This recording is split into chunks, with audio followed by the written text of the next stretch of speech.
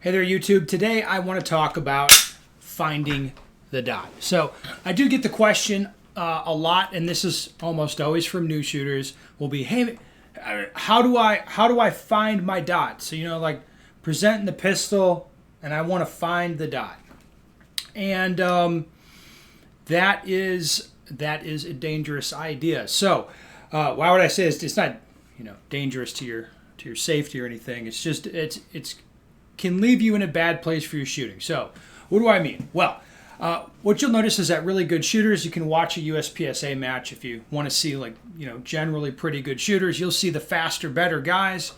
They'll look at a spot, the gun goes to that spot, and they're shooting straight away. So they're like, boom, boom, boom, boom, boom. They shoot as soon as the gun kind of gets to where they're looking. As soon as you see it stop, the gun will go off.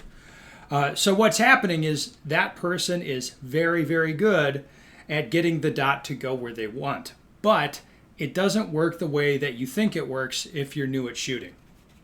So the way that good shooters end up developing is they'll draw the gun will come up to their eye target line, and then because they practice holding the gun, they hold it the same way every time. It all gets very consistent with just a little bit of training. They draw the gun, and the gun comes up to the same place with the dot more or less where they want it to be. We call that an index. All right, it's not a technique; it's a skill that develops with a little bit of training. Usually, like 2 weeks of dry fire, people can develop a pretty good index. Now, if you don't dry fire, you don't practice, you're new to shooting, whatever, this is not going to happen for you. Obviously, you don't practice. It will not happen. So it becomes a thing where like drawing the gun and then actually locating the dot and putting it on the target becomes the primary challenge for you. Working with the guys, you'll draw the gun and the dot's out of the window off to the right, out of the window off to the left, whatever. It's not where you want it to be, and that becomes a problem. Now the answer, like I said, is, hey, do the dry practice, develop the index. Yep, it's going to be a process. You just got to go through it. That's really the answer. And that's everyone I know who's really good. That's what I see them do. That's how I see them shoot. But you might be saying, hey, what's a technique that's going to fix this? So you'll see stuff like, hey, yep, the gun gets to go up high, and then we drop it down. You just tilt it down, and I tilt it down. Eventually, I'll locate the red dot. There it is, right in front of my face. Like, okay, then I'll visually connect to that. Then just like make sure that I'm like, yep, there's the dot, and then I can start shooting. If you do a technique thing like that, where it's like your goal, like in your brain, like, hey, I need to find the dot, what that's going to lead to and what that develops into is people that do a technique to find the dot, then they visually stick on the dot. They don't want to lose it once they find it. Another tell when somebody's shooting this way is they'll transition from one target here to another target over here, but they don't want to lose the dot. Like they'll use those words, oh, I don't want to lose the dot. So they have to stay visually connected to it the whole time. So instead of shooting focused on the target like you're supposed to, especially with a red dot, they end up shooting focused on the sight.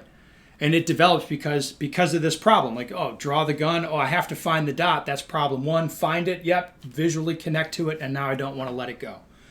And if people ingrain that, if they train into that type of thinking, that will become a difficult thing for them to train out of. I have had many, many shooters come through class where they have trained themselves in this way, and it becomes very, very difficult to break it. It becomes a lot of work. So you don't want to do that, obviously. What you want to do is do your dry practice, develop an index. You want to get away from the thinking of, oh, I need to find my dot. I don't want to lose my dot. Instead, think about your red dot like your mouse pointer. You look where you want it to be, and it appears, almost as if by magic. You don't focus on moving your hand around the mouse pad quickly. You don't follow the pointer around the screen. Like, you just know that's not going to work out well for you. So you want to be careful how you develop these habits with your red dot pistol.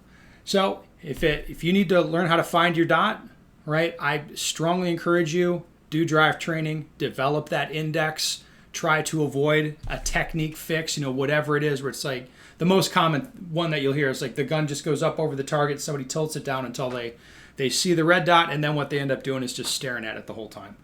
You don't want to do that. Okay, so if you want to know how to find your dot, that's how. You got to put in the work. You got to do the practice.